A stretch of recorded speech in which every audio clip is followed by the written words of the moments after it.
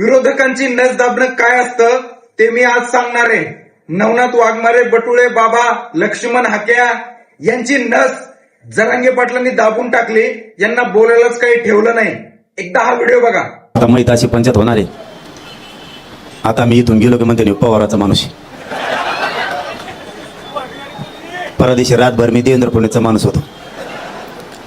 आता तिथून सुटन आणि तुमच्या गळ्यात गुतणार आहे मी. आता महिले फरफट चालू आहे. मी ज्याला भेटायला जाईन त्याचाच माणूस आहे म्हणते ती. बघितला व्हिडिओ? विरोधकांची नस दाबणं यालाच म्हणतात. जरांगे पाटलांना हे माहिती होतं आपण या उपोषणाला पाठिंबा द्यायला आलोत.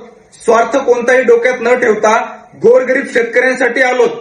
पण हे जे विरोधक आहेत ना, ज्यांना गरिबांचं घेणं देणं नाहीये, ज्यांना शेतकऱ्यांचं घेणं देणं नाहीये, ते आपल्यावर 100% टीका करणार आहेत. आणि हे म्हणणारच आहेत की आम्हाला तर हे पहिलंच माहित होतं की हा पवार साहेबाचा माणूस आहे. म्हणून काल जरांगे पाटलांनी भाषणाला सुरुवात करण्याच्या अगोदरच विरोधकांची डायरेक्ट नसच दाबून टाकली.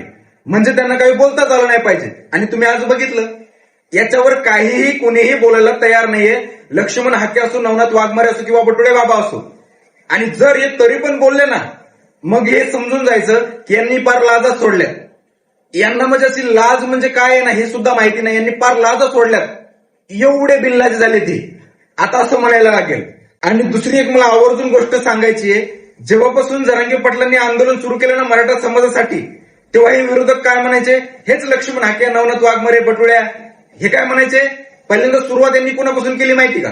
उद्धव ठाकरे साहेबांपासून. नंतर मग सगळं 2-2 SIT स्थापन करण्यात आल्या. काहीच भेटलं नाही. नंतर जरांगे पाटील कोणाचे झाले माहिती का? मग झाले शरदचंद्र पवार साहेबांचे. नंतर झाले मग काँग्रेसचे. आणि मग तर आता 2 महिन्यापासून तर हे लक्ष्मण हाके, नवनाथ वाघमारे, बटुळ्या काय म्हणायचे माहिती का?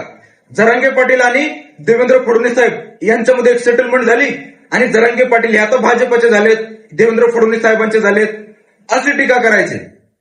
आता काल जरांगे पाटलांनी डायरेक्ट नसच दाबली यांची. कारण यांना माहित आहे जरांगे पाटील कुणाचाच नाहीये. जरांगे पाटील आहे सामान्य जनतेचा, शेतकऱ्यांचा, गोरगरिबांचा. हे या विरोधकांना सुद्धा माहिती आहे. पण तरी सुद्धा टीका करायला काय लागतं यार?